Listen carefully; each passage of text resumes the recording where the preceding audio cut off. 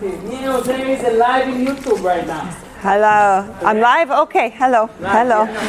I'm live. Thank God. Baruch Hashem. Alive. Still alive and kicking. Okay. First of all, Toda Rabah. Thank you so much for inviting me. Thank you for this amazing, inspirational speech that you just gave. Incredible. And I'm hoping that some of the things I'm going to share are going to build on the beautiful foundation that you laid for us today. So grab your food, close your phones. The things I'm going to share with you hopefully in the right time, and wave your hands because I can go on forever. So I remember last time I told you have to put me on a clock because otherwise I'm just going to keep going. Okay.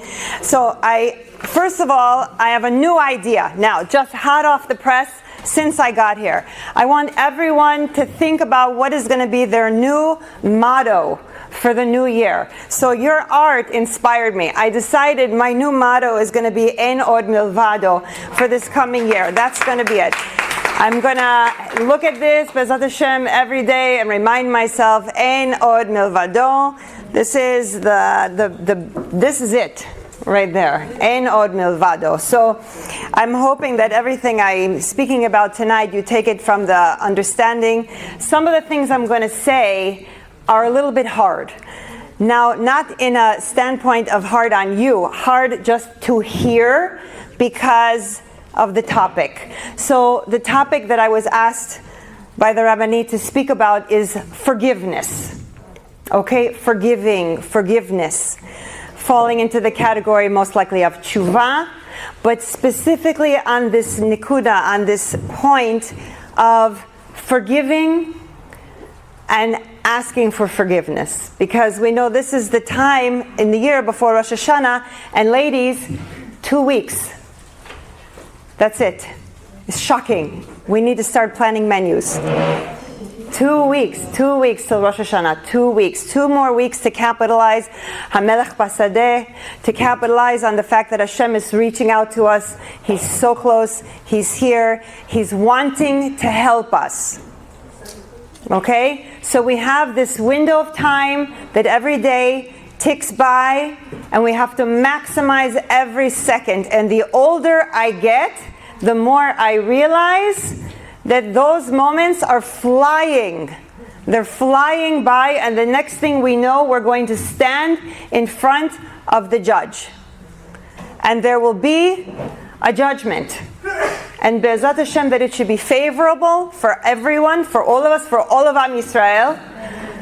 And but it's going to happen, whether we want it to or not. This is the process. So we have to understand that it's real. It's happening even though we don't see it. On the first day of Rosh Hashanah, all of Am Yisrael is judged. On the second day of Rosh Hashanah, all of the Goyim are judged. By the end of the second day, the whole world will have been judged. Now, fortunately, because we have a Father in Shamayim, our Father in heaven, HaKadosh Baruch Hu, has so much rachamim, endless rachamim, that we have really a full month before he puts his khatimah on this judgment, which means that he loves us so much that even after he's writing our judgment on the first day of Rosh Hashanah, he's giving us the Yamim Noraim, the 10 days. He's giving us Yom Kippur, where we're going to fast and we're going to cleanse ourselves and we're going to allow our neshama to be the focus on that day and not the goof. We're going to deny the body what it needs on that day. Not because we want to be mean to ourselves. We're going to deny the body what it needs because we are saying to the body on this day, the neshama is front and center and full attention. The body doesn't get the coffee, it doesn't get the sugar, it doesn't get all the things that distract us and that make us feel good and that we feed ourselves. No, the day is all about the neshama, reaching the highest of heights that it possibly can. We are malachim that day. Right? How many people wear white on Yom Kippur? We are malachim that day. We don't eat, malachim don't need to eat. Right? We are going to be like malachim on that day. We're going to beg and beg and beg for a favorable judgment. And then we're going to go in simcha and beg for a favorable judgment through Sukkot. We're going to harvest in the weeks of Sukkot all the davening and the praying that we've done in those first few weeks, and now we're going to harvest it in Sukkot. Okay? And Be'ezrat Hashem, it should be a good and strong and hearty harvest. Yes? Okay, so forgiveness and forgiving. We have two sides to this coin. Both of them are incredibly difficult, and both of them involve the ego. Why do I say that? What does it take? What does it take to ask someone, thank you? Baruch atah Adonai Eloheinu melech haolam she'akol niyeh b'dvaro. What does it take to truly ask someone for forgiveness? What do you have to do? When you think of someone that you've wronged, and you have to approach them, and you have to ask with all sincerity from your heart to forgive you, what do you have to do? You have to humble yourself. There is no element of either side of this coin, asking for forgiveness or forgiving, that doesn't involve humility. We have to understand that to come to someone that we've harmed, whether we knew it or not, whether it was on purpose or not, whatever is the situation, it doesn't matter. We must humble ourselves. We must kind of throw ourselves on the mercy to say, please forgive me. Because we want to go into Rosh Hashanah with a clean slate.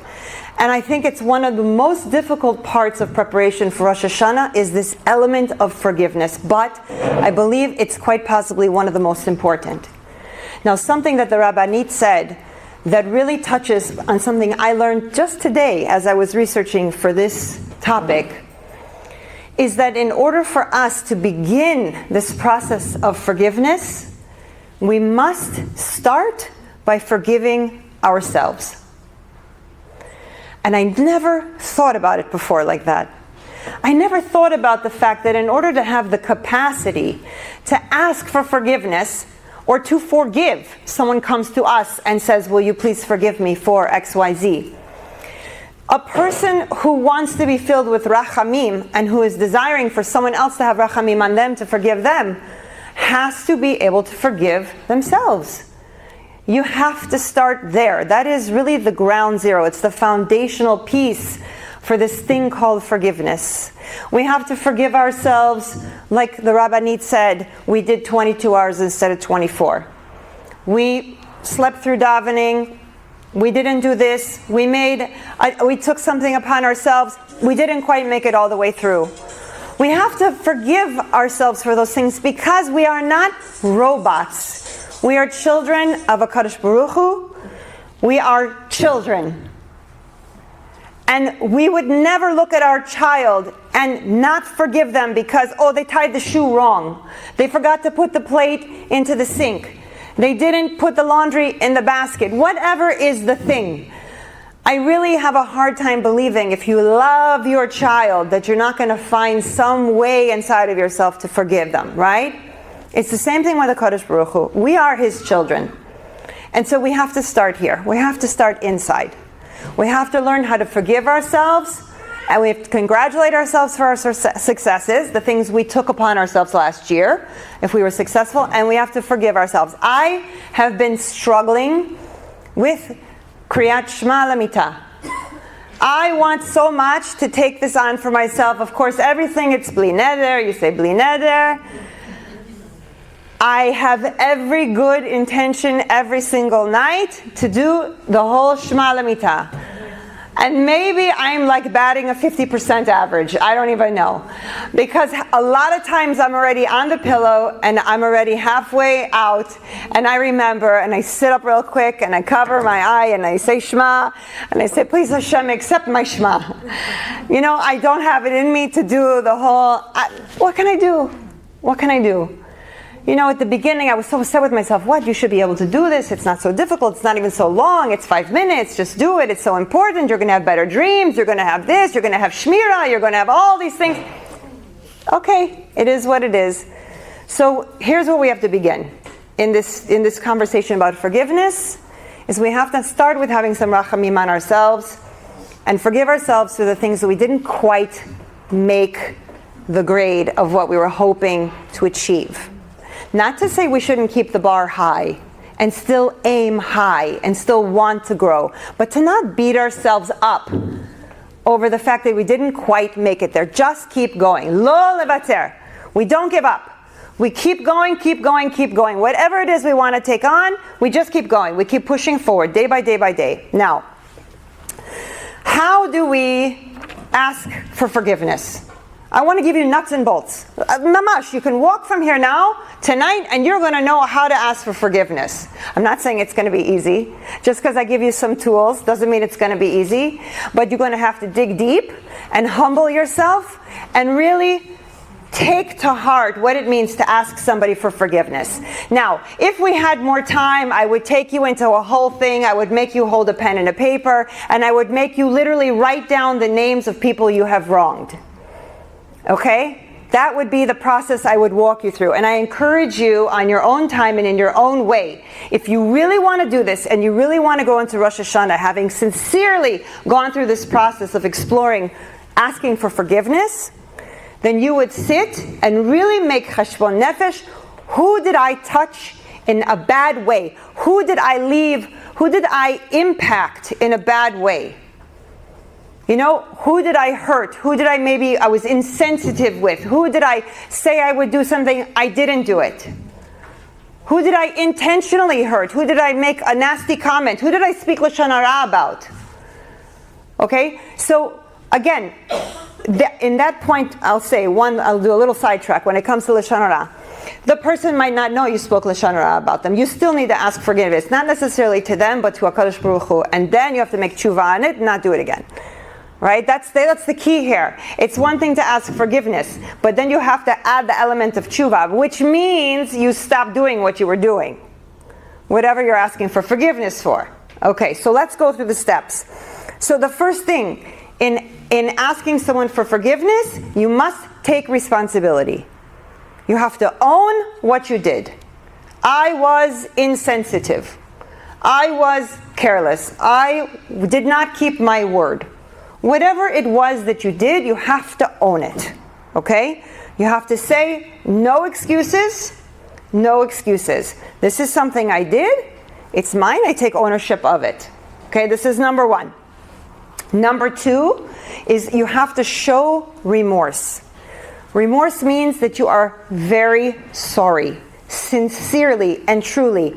That the asking of forgiveness, you go to someone, they're going to feel you.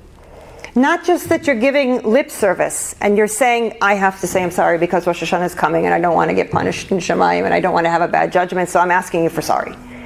That's not a very good apology. That's not warm and fuzzy and make the other person feel like they want to give you a big hug and say, I forgive you. Right? So the idea is, in addition to taking responsibility, we must really from our heart. When we speak from our heart and we mean it, people feel it. They have to really feel that you are sincere and you have to really mean it. Okay? So being remorseful for what you might have done. Then the idea is that you correct it. You say, how can I make it up to you? What can I do better? What actions can I take that will help to mend this entire situation? Maybe the person will have a distinctive answer, maybe not. Regardless, the key thing is not repeating.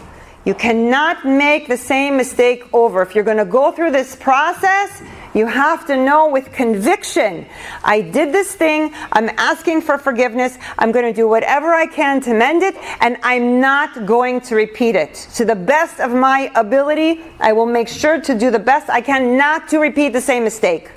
Not to re-wound and re-injure. Okay?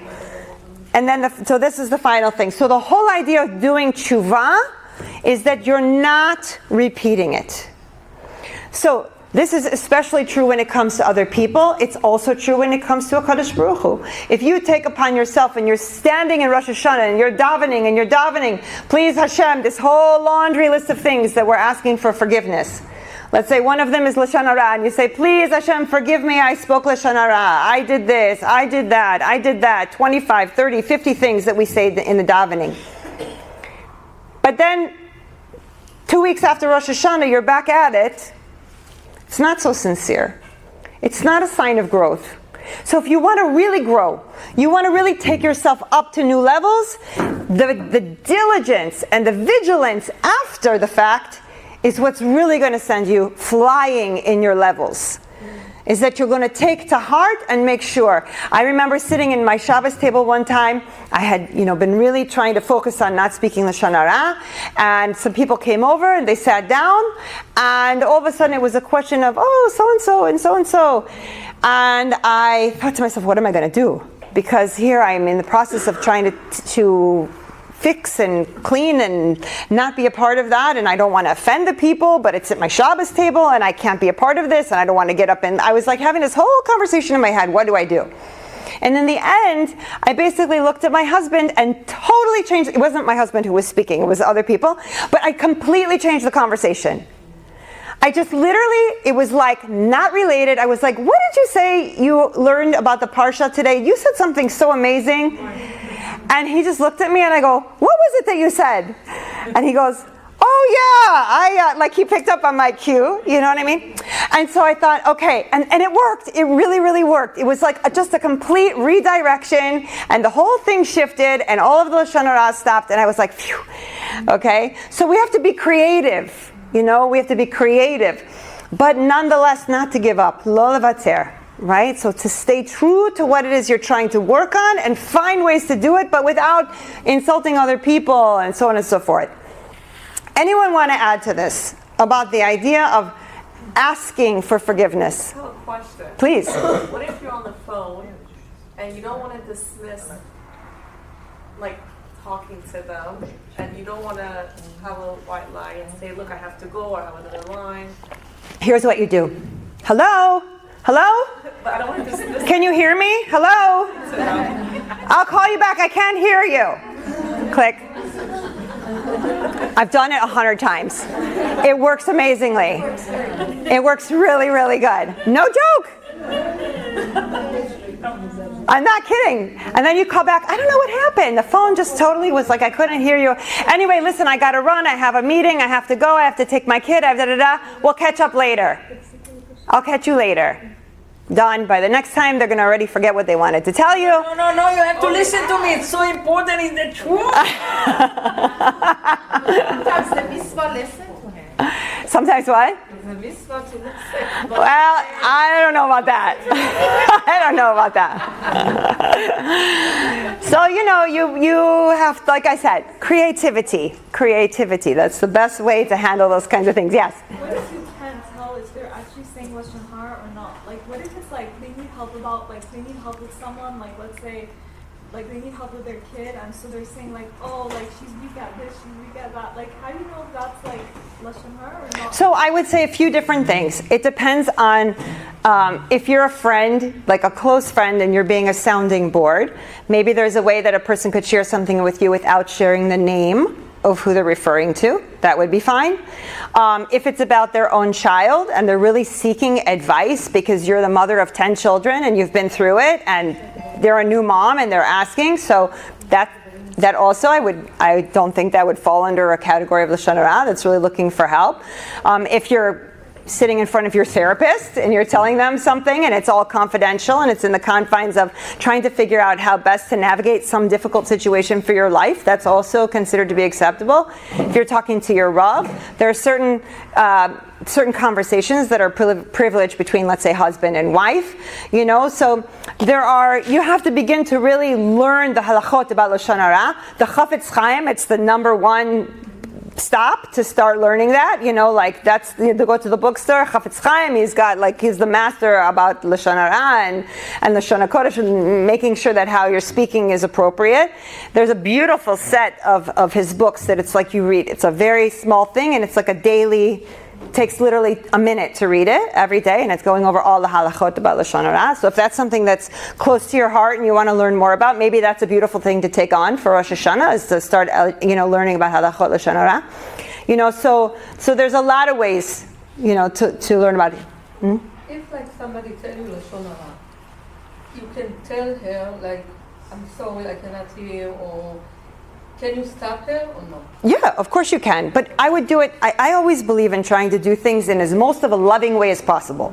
Right? So if I had a friend who was really like diving off the deep end on Lashon Hara because they're very upset about something, right? And they're going on, I might say, I can feel how upset you are. And I'm so sorry that this has impacted you in such a negative way.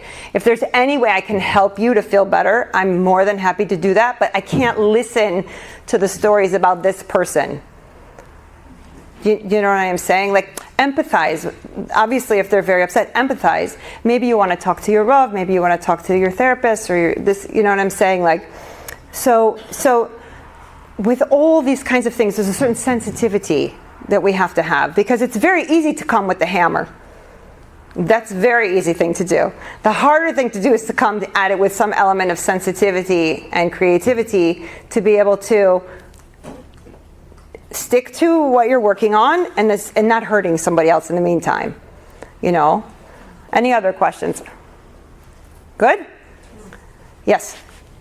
So you said that every time when we ask for forgiveness, then we have to stop doing the thing. Right, that we hurt them with. Right. Yes. But what if we do it again and again? And it's just like, I don't know, like I mean, people have patterns and they keep falling into those. So you know that's your work. So part of being in this world and is figuring out what is our work, right? It's the whole thing about being here in a physical body is avodah al amidot. That's it. That's why we're here. Because if we're perfect, we wouldn't be here. So if you have a pattern of something that you keep falling into and you keep repeating, so you understand, oh, this is my work. So you have to be like, that's a minefield for you. Like whatever that thing is, right? Wait to say sorry, or you should catch it immediately. So if let's say you make an apology, a really sincere one, before Rosh Hashanah, I am aware that I do this. I don't like that I do this.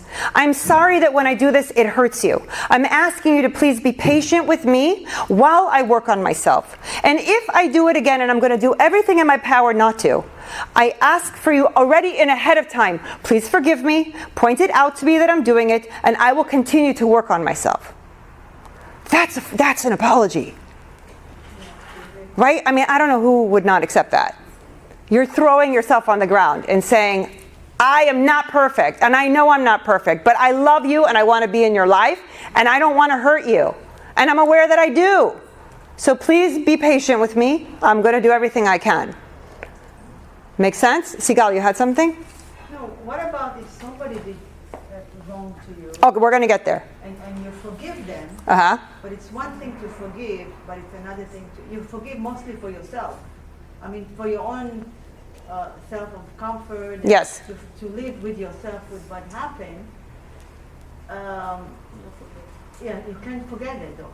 How do you come to a place of Peace.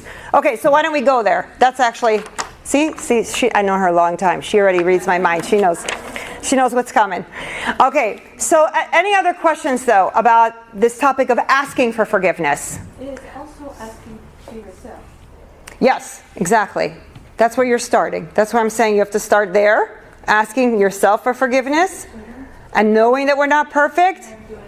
And then going out in the world and saying, okay, now where do I need to really go in the world and ask and throw my ego down on the floor, step on it a little bit, and go and ask for forgiveness from people. Right? Yeah, I mean, I meant forgiveness to yourself, not to repeat something that you don't like. Oh, you're saying if you're not perfect because we have to understand that's the work, like what I'm saying. Absolutely. Does everyone feel right now like they have some kind of tools to go and ask for forgiveness? Yes. I really want you to go from here tonight that you have this tool in your toolbox to go into Rosh Hashanah. Now, whether you have the courage or not to take out those tools and use them, this is a whole other conversation. But I want you at least to have the tools so that you know that this is one of the most powerful things. The Rabbanit spoke about the Yetzer Hara and about the other angel who's in charge of all the negative stuff going on, right? Mekatreg. He is the one in Shamayim who stands and says, you see, She learned the tools, she didn't use them. I'm warning you, it's not a joke. Like, it's kind of a little bit dangerous to start learning stuff, right? Because you eventually get held accountable for the fact that somebody actually did give you some information, and you now have a choice, do I use it, do I not? So I highly recommend, to some degree, even a small one, use it, practice with it. Because we want to shut him up on the day of judgment when he stands there and our neshama goes up and we're in front of Hashem and HaKadosh Baruch Hu and whoever else is on that Beis Din, and he starts to blabber. We want someone up there to be able to go, no, slow down. She went over to her cousin, she went to her aunt, she went to the neighbor, she went to her mother, she went to the sister, she went to the child, whomever. Just pick at least one person and use these tools that I'm giving you and ask for forgiveness. It's a really powerful experience. Like I said, not easy, but crucial and important before Rosh Hashanah. Okay, now we can move on to Sigal's question, which is, in many ways, just as hard as asking for forgiveness is forgiving. So, I gave a very intense 4-part series in the month of July, and it's up on YouTube, and it goes in detail to this concept of the idea that our entire existence in this world, our entire purpose and reason for being here is the idea that we are emulating our Creator and having dveikus, connection and closeness with HaKadosh Baruch Hu. And that the one way to achieve that is to emulate our Creator. So let's call them characteristics. Exactly. The 13 attributes that Hashem has, we are meant as His Creator, as His creation, to emulate Him. We are created with a spark of Him. He breathed life into us, and we are animated now. We have this thing called a body that is our machine that we go around the world with. But it is our neshama. It's a spark of Him in us that makes us, involved in this world. So we have the ability to emulate Him. And it's our work in this world to emulate Him. So there is no other being in all the world other than the Creator who is the most forgiving and has the most rachamim of anything in existence. If you ever read the Tomer Dvorah, and it goes into the whole idea of how you emulate the Creator, one of the primary aspects that's discussed there is this idea of rachamim, this idea of having mercy with other people, because Hashem has so much mercy with us. Okay? So, here's where it gets a little bit dicey. Okay? So I'm going to say some things. They're not my things. They're things that are written, okay, in our texts. It's not easy to hear. Some of you may take issue. Don't take issue with me. I didn't write it. I'm just a messenger, okay? But it might give you some perspective, a little bit different than the kind of typical traditional inspirational talk about forgiving somebody, and that we forgive for our own health and healing, and it's so good for us, which all of that is extremely true. We can be a healthier individual mentally, socially, physically, if we forgive other people, as opposed to walking around angry and holding grudges, which really hurts us, on so many levels, okay? So, we are imperfect beings. Every human being on the planet, even our greatest tzaddikim, were in some way imperfect. HaKadosh Baruch Hu created this world for us to perfect ourselves. Not to become perfect, but to perfect, to work on perfecting. Meaning the bar is to a point that it's not something we'll ever reach to say, oh, I'm done. I've gotten there. Right? Like the Rabbanit said, we can always get better. Always. Doesn't matter how good we are. Have you ever seen a gadol that was like, I think I learned enough Torah, I'm good. Right? You see the Gedolim, the Gedolei Ador, until their last breath, they're in the hospital bed, and their books are open. Literally. Until they're ready to say Shema and leave. They don't ever stop learning. So there is no such thing as like a moment where we've arrived. Right? The arrival is the work. It's the path. It's the derech that we're on. Okay? This is the first thing you have to understand. Why do we need to understand that? Because if we are not perfect, who are we to not forgive? That's a hard one. Because people hurt us in different ways. People do things they don't know, maybe they do know. But if I'm not perfect, and they're not perfect, chances are, somewhere across the line, somebody's going to hurt you. Right? This is just the nature. Because we're not perfect. So this is first thing, is to understand and to take to heart, we are not perfect. Everyone else is also not perfect. So all of our perfection mixed together in a big soup pot, somebody's bound to get bumped. Right? Somebody's bound to get a little bruised. It happens. Okay? Some more than others, some less than others. And throughout our lifetime, different paths, different people, different situations, things come up, things pass.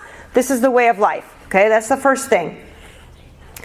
The second fundamental thing that we really need to understand when it comes to this idea of forgiving other people, and the Rabbanit also touched on this, is that Hashem runs the world.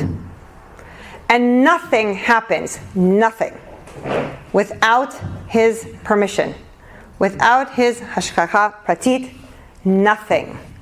No matter how bad it appears, no matter what is the horror story, no matter what, everything happens with the approval and permission of HaKadosh Baruch Hu. Everything. And that's hard, but we do also know that everything Hashem does is good. So it's hard for us because we're imperfect, because we are mere mortals, right? It's hard to understand and digest that. But it's a perspective, if we hold on to that, if we understand that sometimes when we get hurt, it's because Hashem sent a messenger. Hashem sent someone into our life in whatever capacity, and there was a situation that happened, and that person or that situation is a messenger. Now, we may not immediately understand why. We may not ever really understand why. But we know a few things. We know, number one, it's on purpose. We know, number two, it has a purpose. We know, number three, there's something about our soul or our soul's history that for our own improvement and growth demanded that situation. It's so hard. It's so hard to hear that. But this is what frames the whole idea of forgiving someone. Because if we can step back and say, Hashem runs the world, nobody's perfect, everyone is a messenger, right? Then we understand that whatever has transpired is somehow ultimately for the best. To add another layer,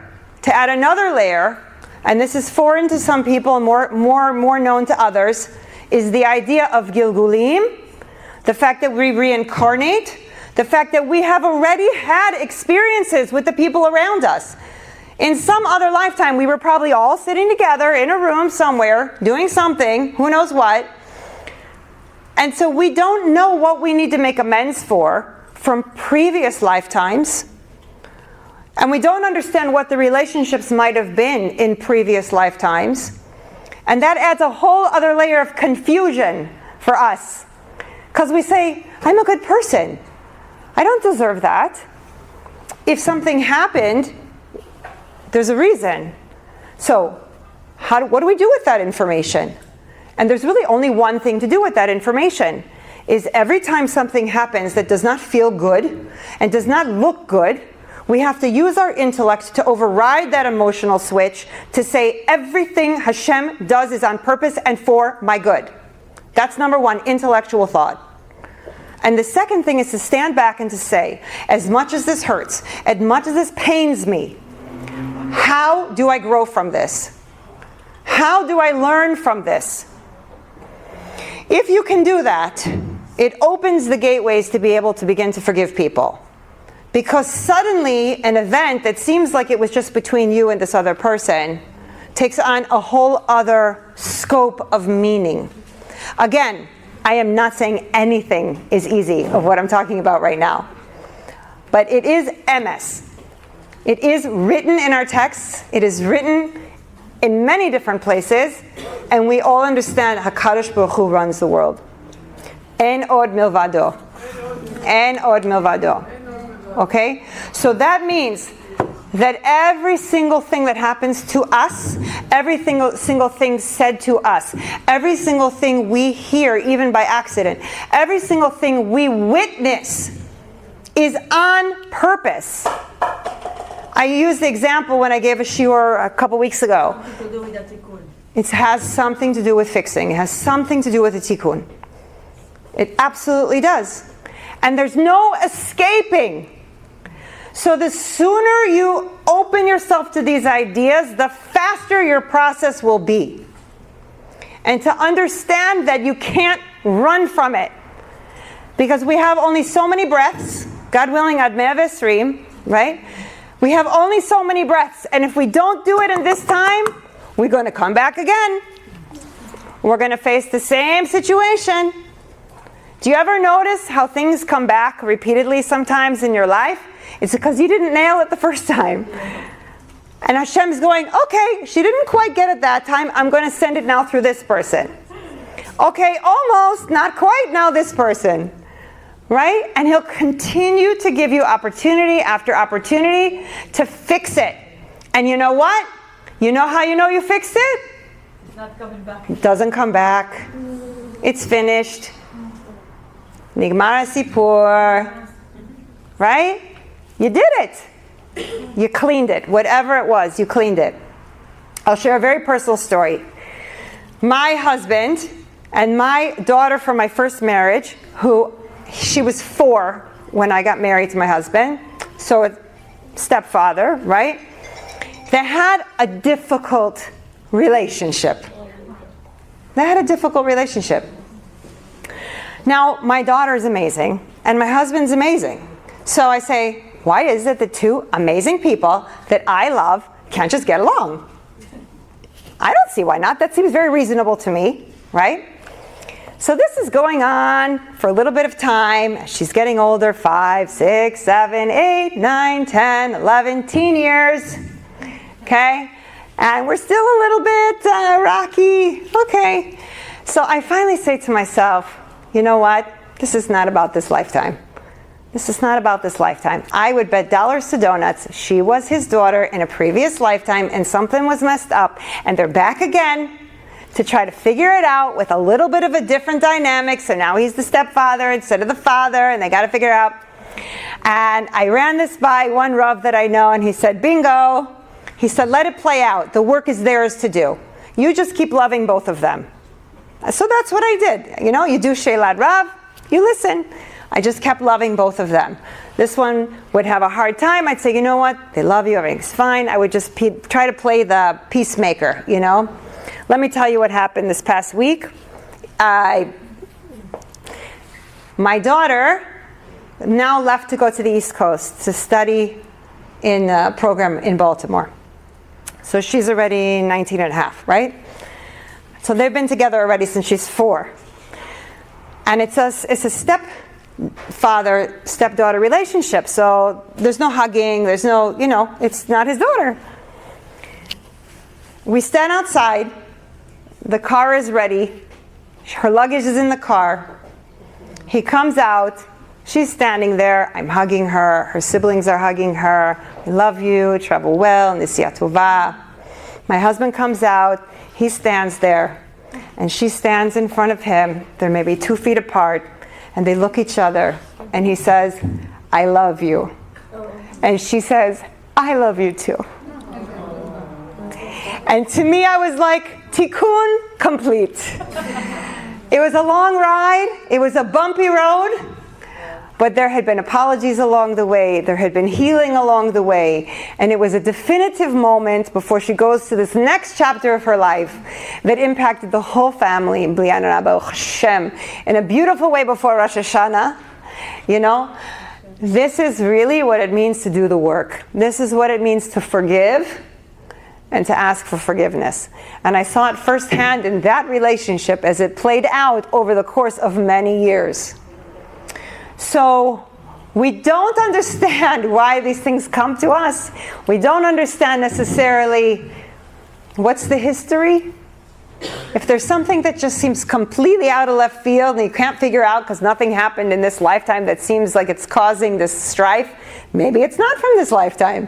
Maybe it's from a previous lifetime. Who knows? Nonetheless, it's still our work. It's still our work. So when we forgive, we are not only empowering ourselves to grow spiritually, emotionally, to become stronger people, to understand that HaKadosh Baruch Hu means only good for us, but we enable the other person to feel what it is to be on the receiving end of chesed. Because it is really a chesed to forgive someone. If someone has the courage to come and ask for forgiveness, you have to understand how much that took to do and to really think about that. And when you feel someone coming to you and asking for forgiveness and you feel that they're sincere, I encourage you, don't hesitate. Forgive fully, openly, with total love. Wish them well. Now, to your question specifically, just because you're choosing to forgive someone that might have hurt you doesn't mean you have to become their best friend.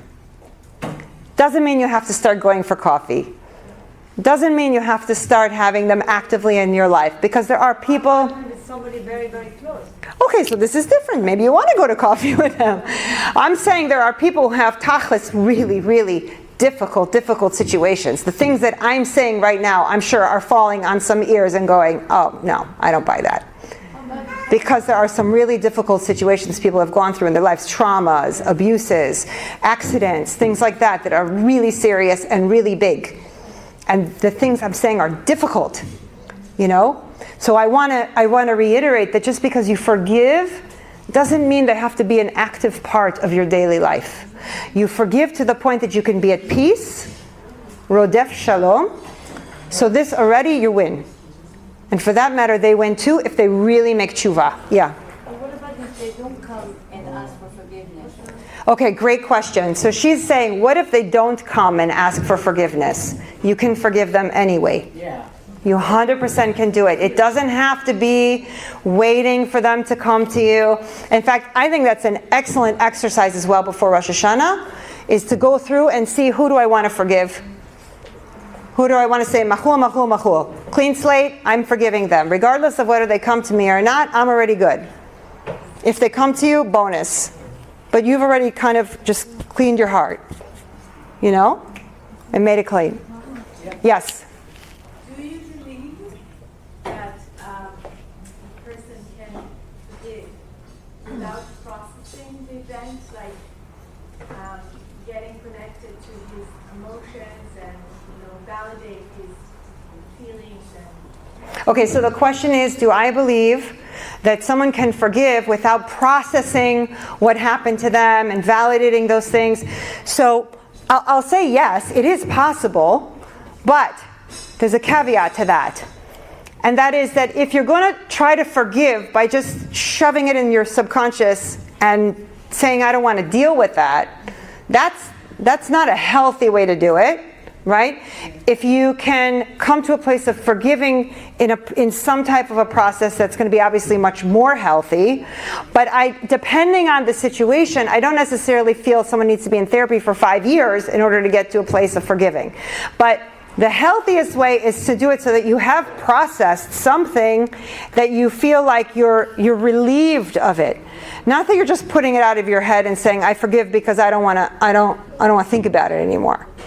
You know what I'm saying? Can you repeat the last sentence? Sorry. I said that you are not just forgiving because you don't want to think about it anymore.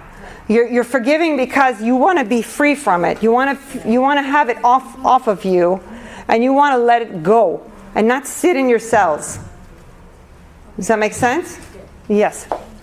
And if they don't accept it, you just tell yourself, like, I did my best. You're saying if you go and ask for forgiveness, so Jewish law is that you have an obligation to ask 3 times. sincerely. If after 3 times they don't forgive you, it's no longer on you. You've done your hishtadlus. So 3 times. You ask one day, no, I don't want to hear from you. Click. Wait another day. Again, try again. See what happens. Maybe try a different way. One time you call, one time you email, one time you text, one time you write a letter, whatever it is. But you make 3 sincere attempts to apologize. If they don't accept, it's not on you anymore. Mm-hmm. I don't know if a few people raised their hands. Go ahead, yeah. What if someone will hurt you and send you, there is a lot of sorry online, that you send and they don't say sorry about something they did for you. They just send you sorry because, Rosh Hashanah. Meaning you don't receive an apology that you feel sincere. Like that's specific. You know what I love? I love the mass email. Have you ever gotten one of those? There's like 70 people on the email list. Hi, just want to say sorry if I did anything to hurt you. I don't think that counts. But I don't know if I'm answering your question. I'm asking if it counts if the person who hurt you doesn't say what he's sorry of what he did. He just says sorry. I think that's up to you. I think that's up to you. Not everyone has the capacity to articulate what they did wrong. Not everybody has the emotional depth to be able to say, I know I did this and this and this and this, and I'm very sorry. Sometimes the only thing people can do is to just say, I'm sorry. And for them, that's huge. It's on you. It's up to you. You have to make that judgment. It's how do you feel in that process? You had something? So I wanted to ask you regarding if I wanted to forgive somebody, but it's also related to the question, I haven't really processed it, I haven't really completed it. I want to get to a place that I want to forgive that person, but myself, I haven't really cleared that process for myself. So what would you suggest him to do in a situation? Like we're getting closer to the time, do I need to be authentic with myself or I have to rush myself?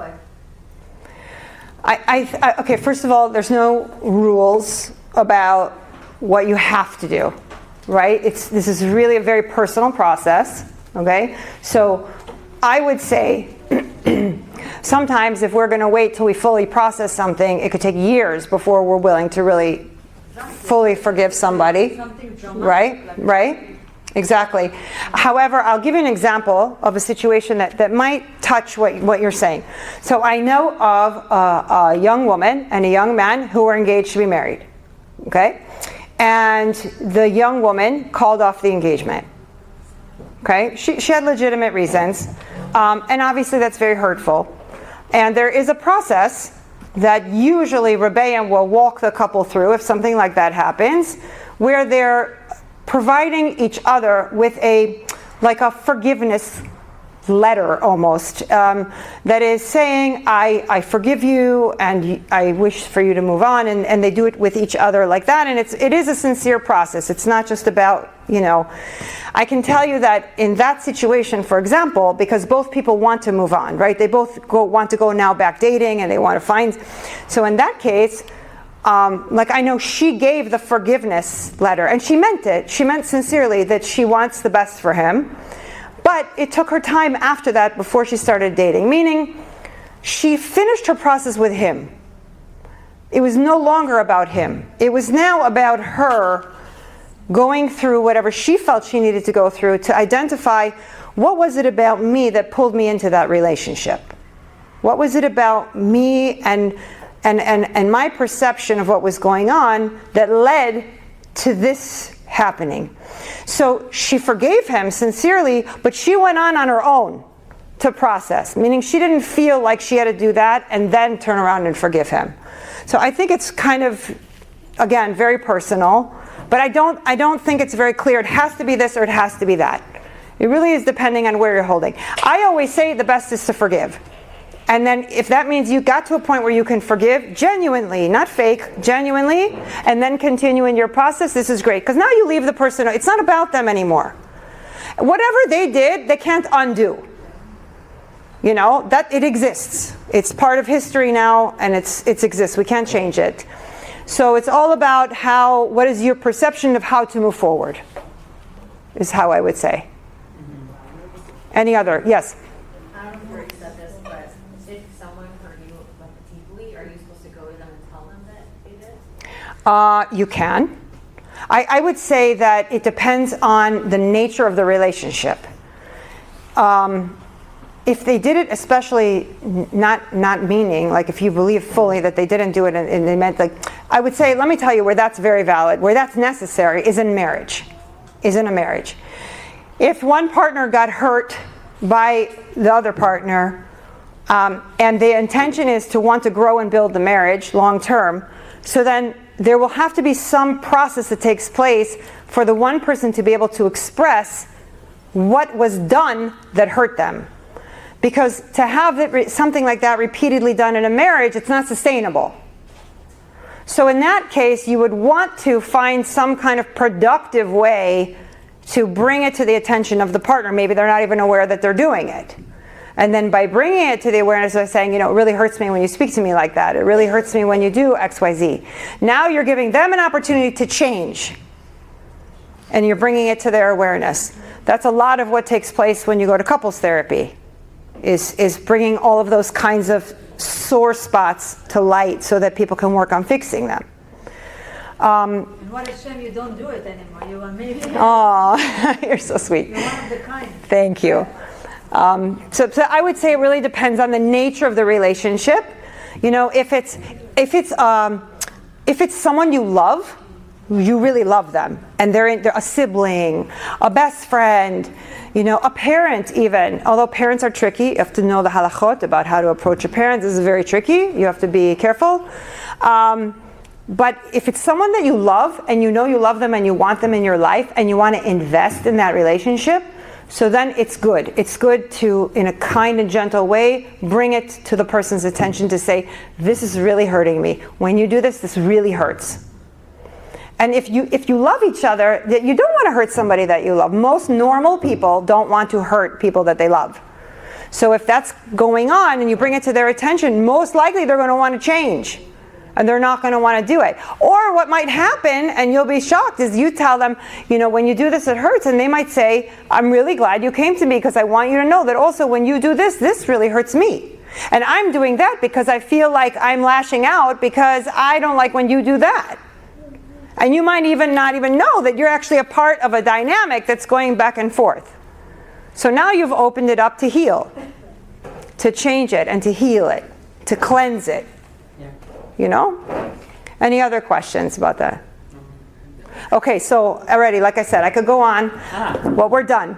So I'm going to tell you, Hashem should... We need to do the auction. Bless you for an unbelievable year. The best year yet, best year ever. Kamar Chatima Tova. You should have an easy fast. Hashem, I want you to come to Rosh Hashanah. I want you to know you're going to you're going to knock it out of the park. It's going to be amazing. Okay? Shana Tova.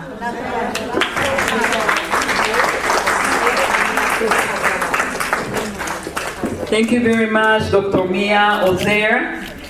She has a great services, and anyone want to help